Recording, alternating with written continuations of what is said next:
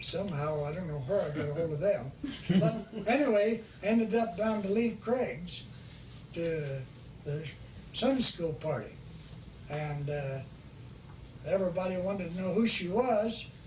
And well, I could tell them who she was and said what she looked like. And I says, I don't know, let's go in and take her inside and see. So we went into Craig's house. That's the first time I'd seen her in life. Then how long was it before you married her? You wasn't married when you graduated, was you? No. Nope. Because that's first time, first time I ever saw Blanche was there at Stillwater. Well, I was married. Bill was the best man, and Pansy Phillips. Allard. No. Allard. Pansy Allard, no. The one that lived down there south by Guthrie. Guthrie, lived in Guthrie. Well, a little town out of Guthrie. Well, she was Seward, yeah. But we was married at Kingfisher by a Methodist preacher. Bill was courteous enough to tell me that I should have had some flowers for the bride, and he went and got them. I didn't know that. I did have the ring, but I come very near getting by without giving it up because the preacher was blind. And that was one way that we got married. I don't think if he could have seen me and her, why, he'd allowed it. Tell us her maiden name. Her maiden name was Blanche Plump. Okay. She was married in Kingfisher the last week of school in 1926. We went to, on our honeymoon, we went to Stillwater, the Going Hotel, and spent that time there during the graduation services. And you graduated then? And then we moved to Garber. Then I mean Billings. Billings. Moved there to Billings. Yeah, in that little house. Yeah. That's still there. Is it Still still there. there? First, Well, they had two houses. One was right across the street from the Pierce house, the long, narrow house. Then they moved over on the highway. Yeah. That Well, was that The long narrow house is we still lived there. we lived in the back apartment of that long narrow house, and your mom helped me to paint that room so it looked decent to bring the bride in. And Hal was born over on the other street where they On the had. highway where the little house is. On north-south street. Yeah. Yeah. Let Bill tell you about the flowers for the wedding. Our But they wedding. were beautiful. Our wedding. Oh, at your wedding? Oh, I went to a colored man that run a flower shop. In fact, I think it's the only flower shop I knew about, and ordered a bouquet or something or other, and made it Dozen with American Beauty flowers. roses. Oh. And Nice. then he was to bring him down to the boat dock. We were all on board, and they was whistling goodbye before he got there. I don't think he ever made connection with him after that. You mean you never got your flowers, Aunt Lillian? No. Yeah, he always They had told me. already pulled out from the wharf, you know, in the boat. And he came holding them up like that, and he told me what they were. Like he paid you for them? Yeah, Bill said they were real high-priced roses. Anyway, Sunflowers. I called back to my mother on the wharf, and I said, put them on Grandpa's grave. Good thinking, she's a fast thinker. Yeah. Right, she was. And then when they came to, Grandma and Grandpa lived in Manchester, and Don and Grandma Lois. They all lived in Manchester, and I was there. We were waiting breathlessly for Uncle Bill to come and bring Aunt Lillian. And she came, and she had the most beautiful silk kimono with fringe that long, you know, it was real, you know, 1929, you know how the flappers had. Oh, it was so pretty, and her hair was long, clear down her back. I just thought she was Did something out Uncle of this Bill world. have a clean shirt on? I don't know what he looked like, but I remember Aunt Lillian. I thought, boy, we got class in our family now. What's the deal about the clean shirt, Uncle Neal? Nothing. Uncle Neal, now tell us about Well, there's Uncle Don, he hasn't told us. well, you're next in line. I'm the baby. Tell us about you and Aunt Lois. 2-year-old baby. Where you were married. And Well, Yeah, I can tell quite a bit of that. A lot When of they met, how flood come? rains have affected all my courting life. I'm in Pawhuska. Well, to start with, the way I met Lois, Miss Steele's where I was rooming and boarding at the time. Ma Steels? Yes. Yeah. Still, Same place I stayed when I went to school. Out of Steele. Boy, you're old enough. And she served meals to college students. Yeah. And it was one Sunday, just pouring rain. There were two twin sisters that were in school from Sperry, I think. That one of them worked for Miss Steele, going to school and helped prepare food and set the table. And the other one was a student also. Well, anyhow, there was a whole raft of people, must have been 20, 25, big long table where we all ate the meals together. And this Sunday, it was a full house, and after the meal was over, why, some little girl showed up that had a raincoat on, that come down from the women's dorm up there. It was Thatcher or what? Thatcher. Jesse And- Thatcher. And her roommate was sick. And she'd been eating her meals at Miss Steele's, and so she came down to get some food to take back to the dormitory.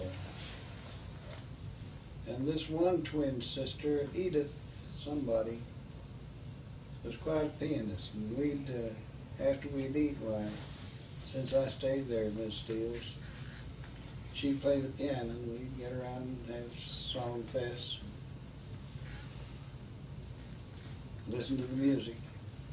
Well, Lois sat there in the front room waiting for Miss Steele to fix some food to take up to this friend at the dormitory, and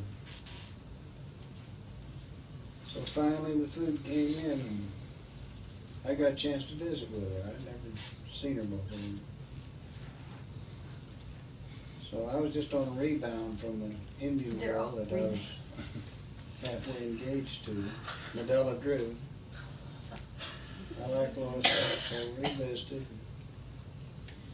She left with her raincoat and her food, and I'd found out where she was staying, and the next weekend I think I made a point to get better acquainted with her. And she came down to Steele's to eat herself. Of course, she was working Miss Unman's too. And Lois was. yeah, Why was she in Stillwater? she'd gone to school. Okay. So we started dating. That was just about a month before school was out. So we had, by the second week, we were dating just about every day. I spent half the money I got feeding us. Sure beat the studying though, didn't it? That's right. And so she came back to go to work in the bank for the summer and with Ed Hughes Now, where was that? at Waukeeta. At Waukeeta. And I went to Pawhuska and over at the creamery and worked there. And we corresponded back and forth, and finally you brought her over to Pawhuska, didn't you, Lloyd? I did. Well, one of you did, but I never, the only time we saw each other after we went to school, that was last year, my dad died. There at Stillwater, and we corresponded. I thought a lot of her mother. I kind of played up to her mother more than I did to Lois. Every time I wrote Lois, I'd write Mother Long. And, Politician. He knows how to get it done. then finally, I don't know when it got to play with you, Lloyd. when you and Blanche were there and dating just before you got married. Yeah, that's, But anyhow, we went nearly a year. Except the one time that I went to the farm, she invited me out there, and I went and spent 2 or 3 days. It was a long old drive out. Where were you married then? No, we were married at the house. At the farm. At the farm? And then when we got married,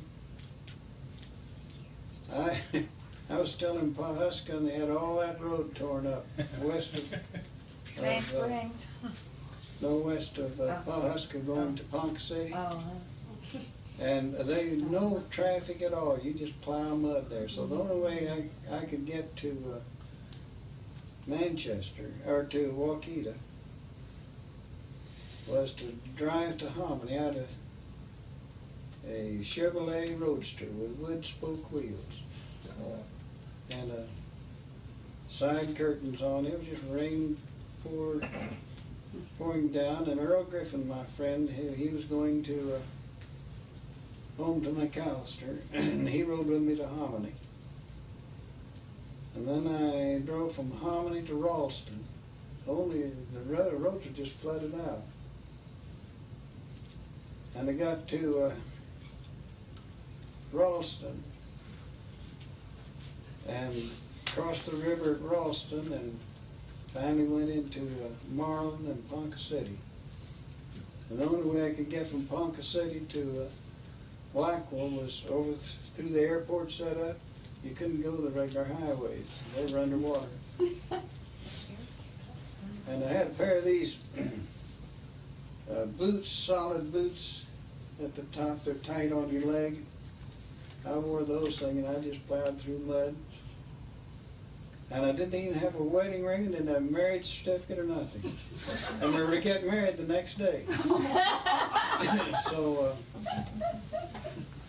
I stopped in Blackwell at a jewelry store there, and I finally bought a white gold wedding band that fit my little finger. I didn't know what size finger she had.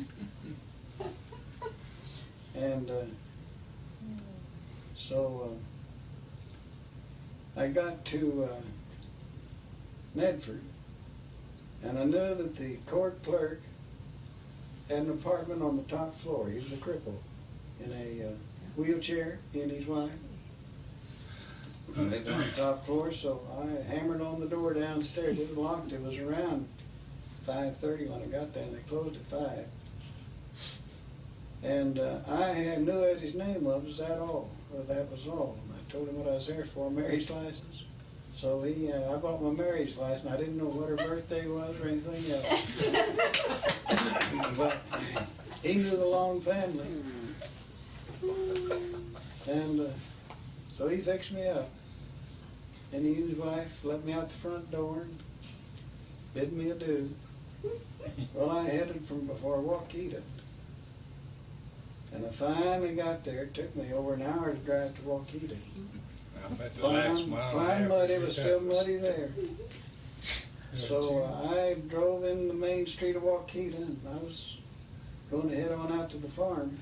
I knew I was late. They were having a reception. I knew that at Ed Hughes' home. at your own wedding? You were Yeah. late to your own wedding? Reception. Well, I'd been finding mud since 3 o'clock that morning. So Lucky you made it.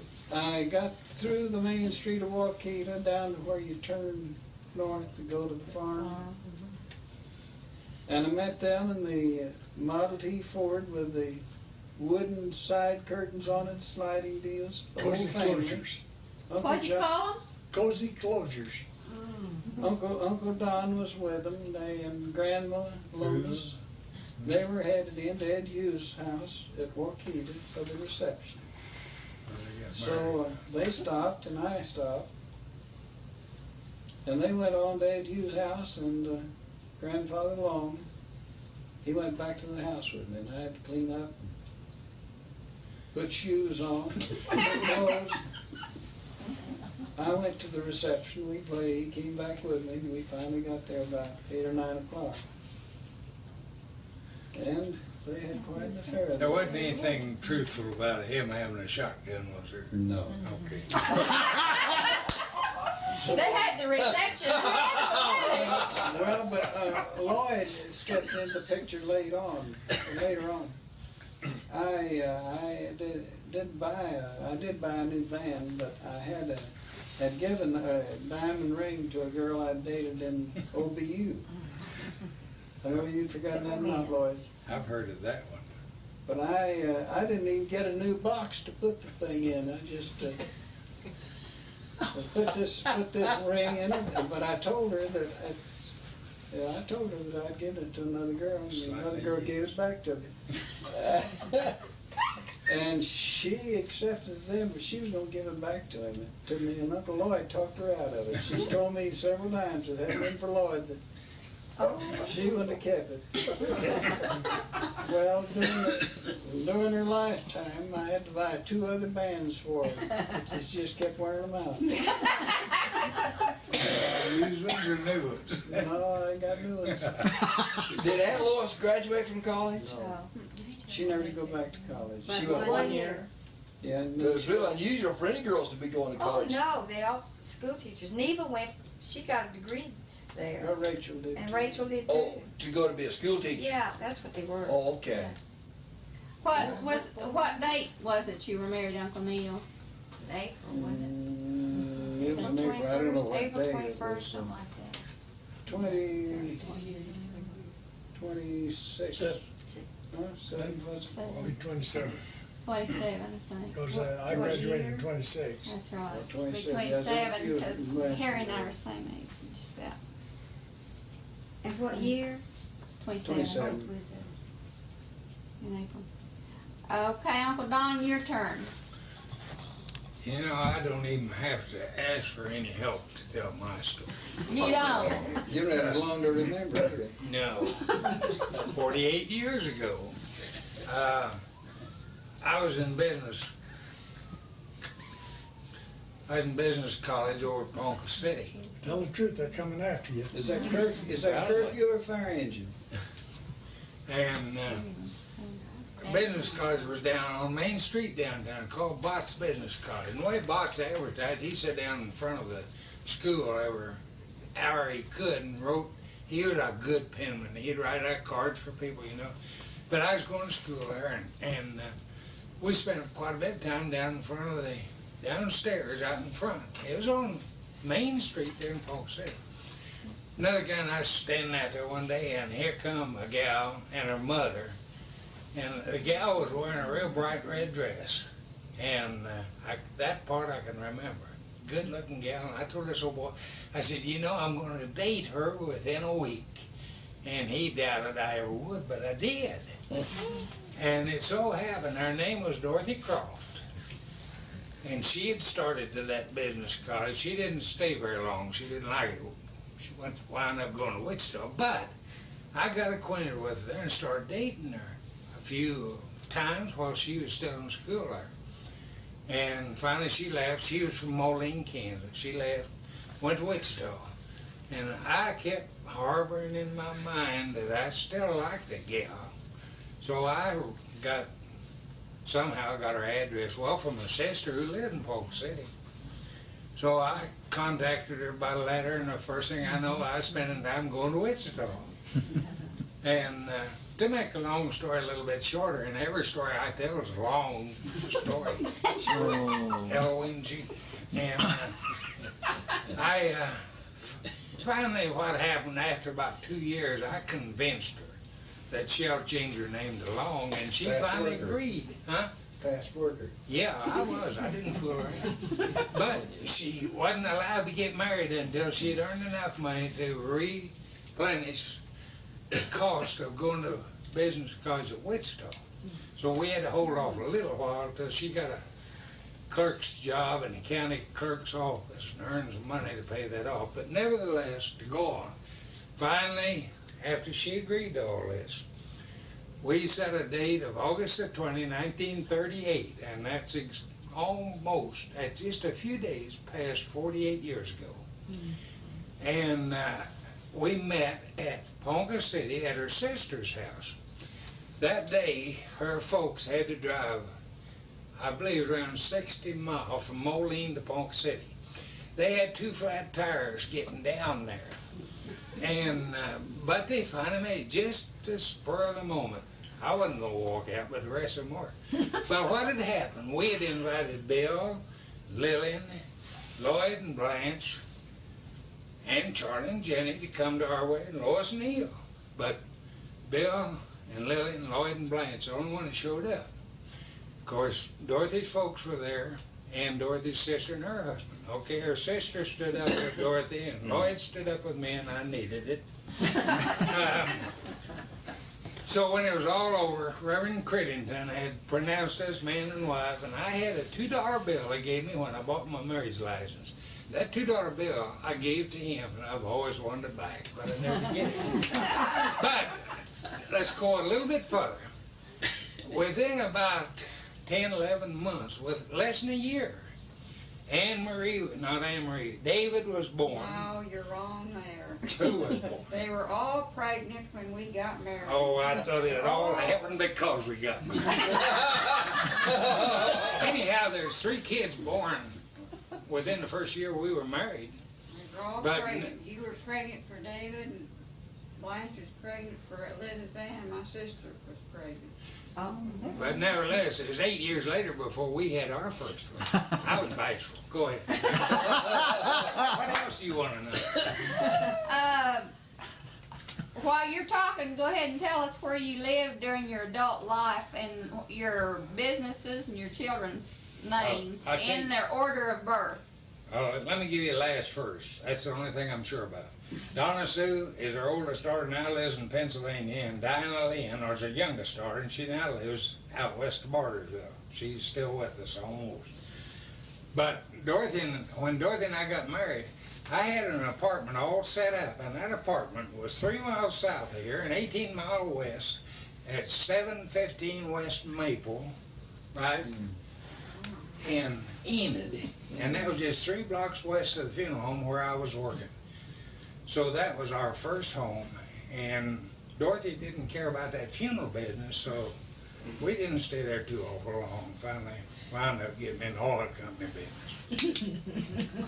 Whatever. And you worked for Phillips how long? I spent 32 and a half years at Phillips, and I've been retired almost 10 years from there. And what else can I say? Okay. I had a lucky life, but let me go back, way back in history.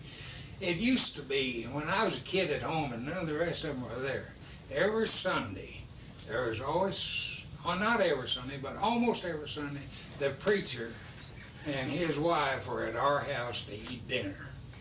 Now my folks entertained more preachers and their wives, I think, than anybody ever did back there. And there was, in the wintertime, there's always 3 guys butchered beeves or hogs. Gillespie? No. Uncle Clem, Mel Allen. Uncle Clem, Mel Allen, and Dad. All right, whenever you butcher a beef, there's 4 quarters, not 3. But that preacher at Manchester always was the 4th part. And I'm not kidding you a bit. Those 3 guys that I named, Dad and Lloyd's brother-in-law, Mel Allen, and Uncle Clem Livengood, those guys really took care of the preachers that we had out there, and they needed to be taken care of. That helped. Well, didn't you have a preacher when we got married by the name of Perkins? I cannot tell you. He was at, I think he came out the country, and he was late.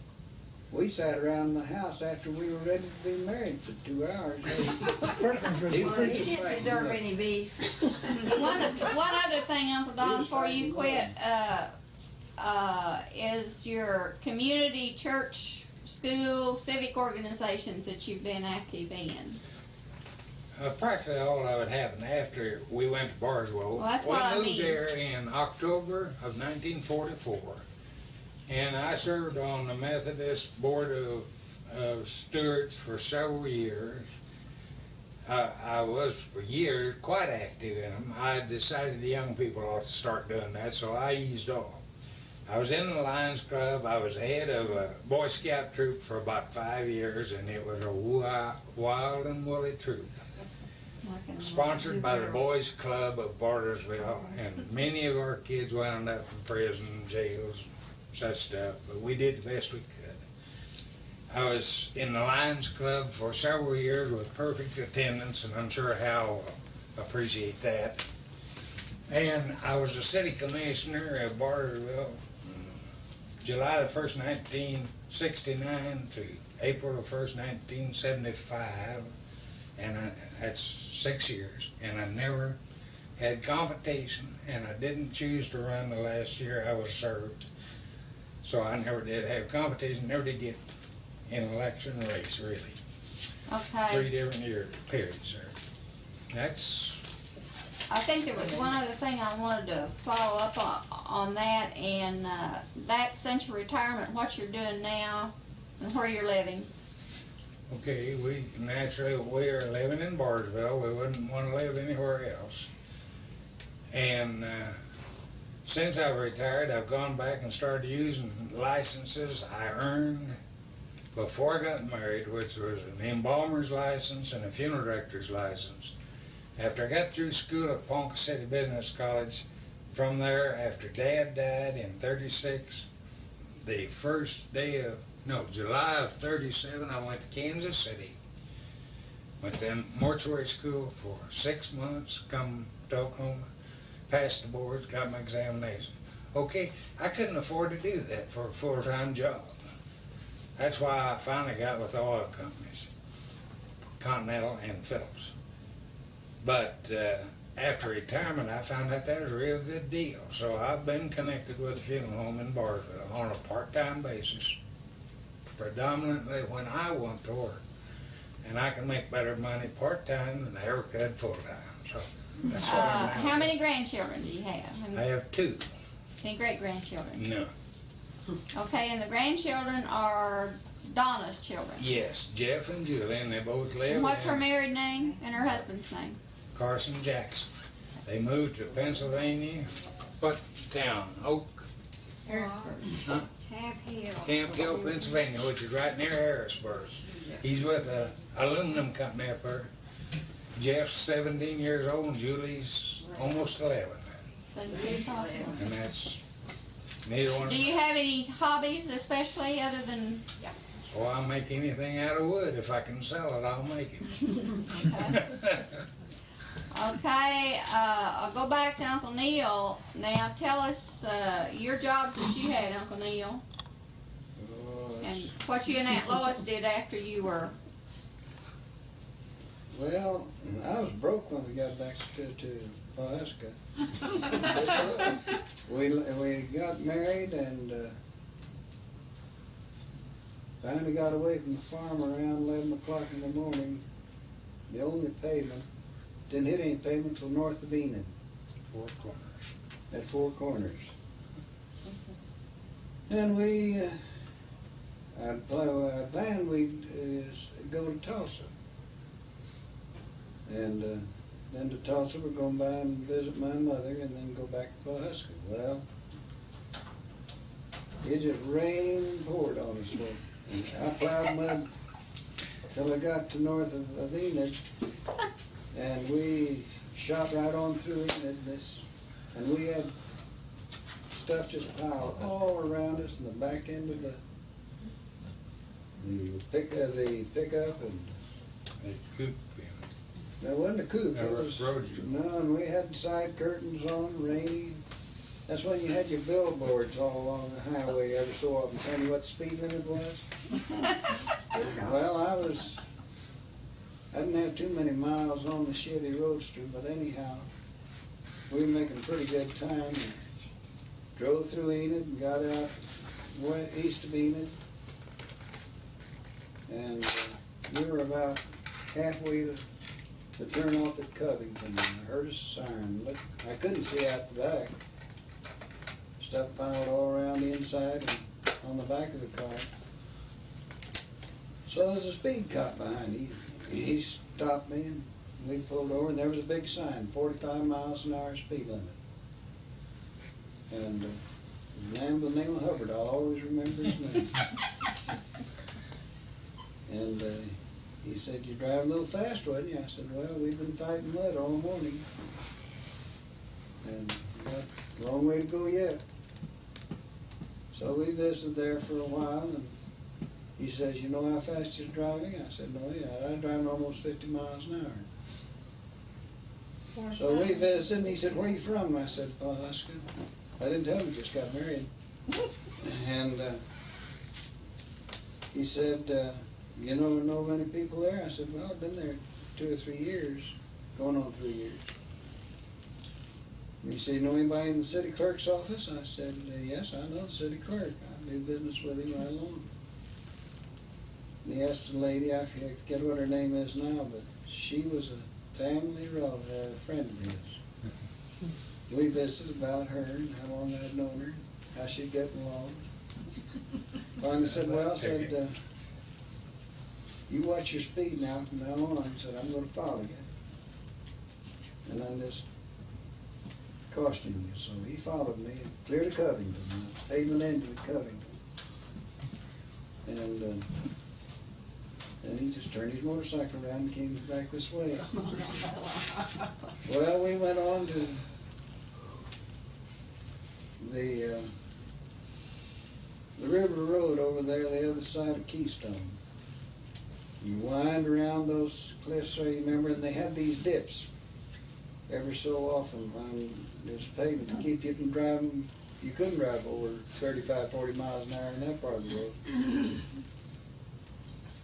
And when we were going around those hill roads, it just had a regular cloudburst. Curtains about blew off the car. We were wet, getting dark, and we were coming to Sand Springs. Well, I didn't know him. Well, I did know some people that had lived in Sand Springs, but I didn't know anything about the town. And I said, I'm not going to try to get on to Tulsa here. Dark. 7 more miles. And rainy was long 7 miles too. Yeah. But you couldn't see the road in a lot of places, just water running over it. So we finally wound up at we tried to find a hotel, and good, there's an industrial town then. So I had over on the main street, they had a cotton mill there, cotton sheet mill. And there was a long business block, and on the bottom was storefronts. And above was a rooming house. And so we finally went upstairs, found where the clerk was, checked into the place, kind of dried off a little bit. Hadn't had anything to eat since we left the farm. I expect you ought to end your story about Right there, because I've heard the rest of it. So we went to down at the end of the block and found a little cafe that was open at about 9 o'clock by then. And we got something, a hamburger or something to eat. I don't know what it was. Sat on stools, just a little bit of the cafe. Then went back up this place, and boy, the night I woke up at that thing, and there were ants in there, just all over the place. And there's just one bad restroom there. And Aunt Lois walked in on 2 or 3 men that were in there. She came back all upset and embarrassed. Well, we finally went to bed, and these ants started crawling. So the next morning we got up, couldn't even take a bath there. And we got the news that all the roads were underwater over around Tulsa. But we could get to Tulsa, so we went to Tulsa. Got there a little before noon from Sand Springs. That's how long it took us to get there. And we was told that the main road that was all underwater. Couldn't get through. But we said we'd be careful and watch it. And that's back when they had these markers along the road when the water would flow over, tell how deep it was. Yeah. Well, we went out on Muskogee on the North Road. We were making pretty good time down there, these kind of little dips like that. And got up near Wybark. And Saw a fella standing out there in the middle of the road waving his hand. I said, what in the world is he standing out there in the road for? So I plowed up to him and stopped, and we looked and had a wire stretched across there, and they could just see water from this hill to the hill over there. Well, he finally let us go through, and I had those 30 by something 3.5. wheels that were high, and so we got through there. We were the last car that went through there. And we got to my mother's, and we had to stay there for a week. We couldn't get out of a Wagner. And I was due back at Pawhuska, and I didn't have the $35, $40 when I started out. Didn't have any bank account. I was broke. How long did you work at the creamery at? About 2.5 years. Uncle Neal, I wonder, all this water you've been talking about, did that have anything to do with you and Aunt Lois being Baptists? Well, she was a Methodist. I know, but then she became a Baptist with all this water that you all played in on. Wasn't that water where they spent their first night? They said that. Where did you work after the? Where'd you go from the creamery, from Pawhuska? What did you do? We shut the creamery down, and I sort of sold leather findings for about 1.5 years. They lived in Tulsa. We moved to Tulsa. That's where Alice May was born. And then where did you go from there, and what did you do? Well, then Father Long, he and the family came over. Lloyd was gone, and he talked to the friend in Medford. They were setting up this port of entry deal in Oklahoma, and they were training the prospects for applicants for port of entry jobs. And he thought it'd be a good thing we'd go down and take it. Well, I went down to Oklahoma City, and I think there were only about 60 some odd jobs they were going to have. They had over 300 applicants. So anyhow, I was working for Meyer Blanky, Premium Dairy Supply Company in Tulsa. Charlie Youngman was the manager there and salesman. And I started working for $75 a month, 6 days a week. Then Charlie went out on the road. I was handling the sales on the floor and keeping the books. And they raised me $10. Well, then this possibility that I might get a job with the port of entry set up, I just pulled up stakes, told them I was going to quit. They felt I should have stayed there. Then I was just getting by as my sister came over going to business school, and mother paid me $35 a month rent for room and board. And we had Harry Neal. We lived, and I was paying $50 a month rent for the house we were living in. So we were just getting by.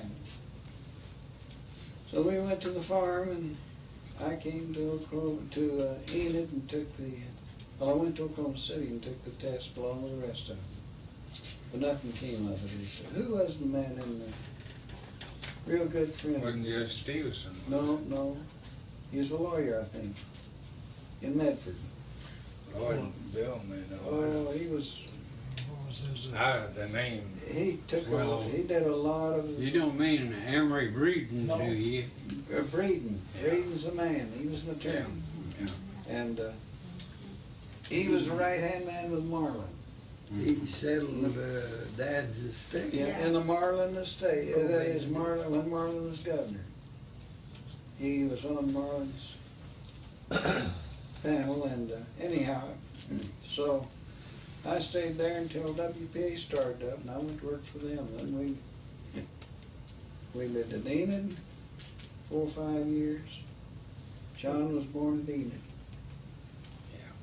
Yeah. And then I was transferred to Woodward. I lived there 1.5 years before Lois and Harry Neal and John came out there. And then we went back to Enid, in that office. And then I'd been there 30 days and they transferred us to Oklahoma City. And I was there at Oklahoma City 3 months, and they closed that office out, transferred me to Fort Worth. And that was back in the days you paid all your own expenses. But you didn't have a whole lot to move, though. No, I didn't have anything to move it with either.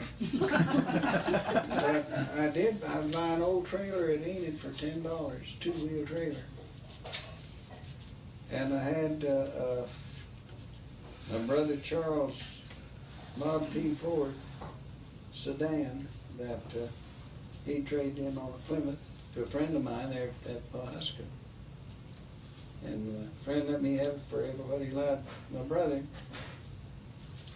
And that's what we drove to Fort Worth with, pulling a 2-wheel trailer, and had 6 used tires. You couldn't buy new tires. And some extra tubes, patch tubes. And we pulled that trailer to Fort Worth, and we were there 2 years. They closed that office out and transferred to Dallas to the all this price control deal. I had all I wanted. I hadn't had any vacation all that time, but in about 6 years. So then's when I came to Stillwater. And Lloyd had thought that'd be a good place for us to settle down. We started the implement business down there. Ian Blanche and Lois and I. Stayed there till 56 and then got rough. I'd made a little bit of money and I just figured I better get out while I had anything at all to get out with. So I got a chance to go to the university in the purchasing department. I was there about 10 years, 9 years. I went to Pakistan first for 4 years. And then Why did you go to Pakistan? well, a friend of mine gave me a job. With the Ford University and Ford Foundation. Well, Ford Foundation and University on home economics and technical education. We built the universities and furnished the teachers to teach the teachers. Okay. Monroe? Well, So then when I came back, then I went to work for the purchasing department there. Stillwater. What about when did you retire then, Uncle Neal? 79. 79. Okay, now tell us about your kids and grandkids and so forth. Well, we had 3 children, 2 boys, John and Harry and John. And a little girl that died a month after she was born, Alice May. She was born in Pawhuska. John was born in Edith. Harry was born in Pawhuska too. John was born August 14, 1937. I was in Kansas City in school. You what? Well, Y'all call me. Harry Neal was born in 37. A little Chihuahua dog, Mickey, huh? Harry was born in 28.